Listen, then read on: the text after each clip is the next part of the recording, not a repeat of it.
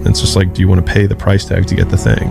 And so I think if people reframed the period of life that they're going through as the price that they're paying out of their wallet, but the wallet is their time, it's the seconds of life that they're trading for it, then I think more people would be willing to make the trade. Because at least when I look at myself, like when I'm 80 something years old and I'm looking back at my life, I want to have these traits.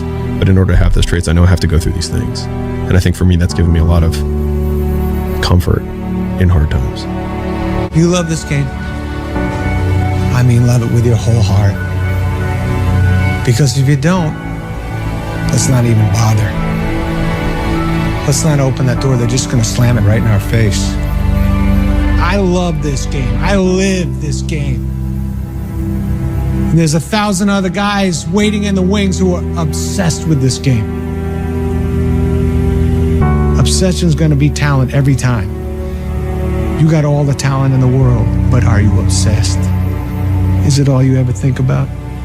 Let's face it, it's you against you out there. When you walk on that court, you have to think, I am the best guy out there. Whatever you do, you've got to be a little bit gone to it. You're not all there. You've got to be almost insane to your craft. Not a lot of people can understand that. That's why I don't know about nothing else.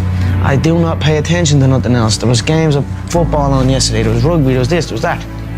And like normal society is like, let's talk about this and let's engage in this. And I can't do it. I just don't, people are talking to me and in my head I'm counting something. I'm counting up a number or I'm knee deep in a sequence on the mat or on the feet. That's my life, sequences and numbers, nothing else. I cannot pay attention to nothing else. The fear is never reaching your potential. That's it. That always falling short, always quitting before you're done, always procrastinating, always not doing the right thing. And then one day you're an old man. Yep. And you look back and go, God, I could have been great. And my personal question to you is, why not you?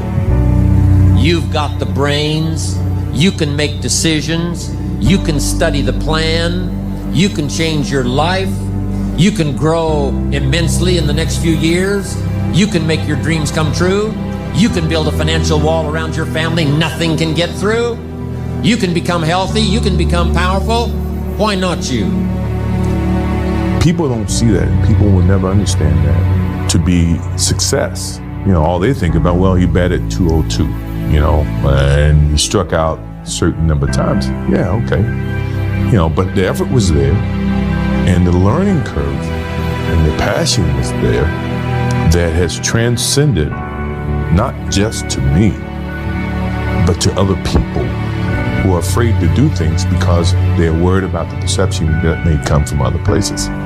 To me, that's more gratifying than anything, So that's the things that my father and my mother instilled in me. Take a negative and turn it into a positive. Don't be afraid to fail. When you grow up, you tend to get told that the world is the way it is, and your life is just to live your life inside the world, try not to bash into the walls too much, try to have a nice family life, have fun, save a little money.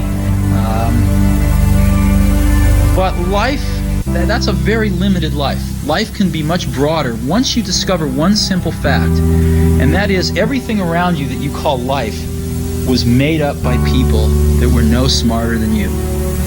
And you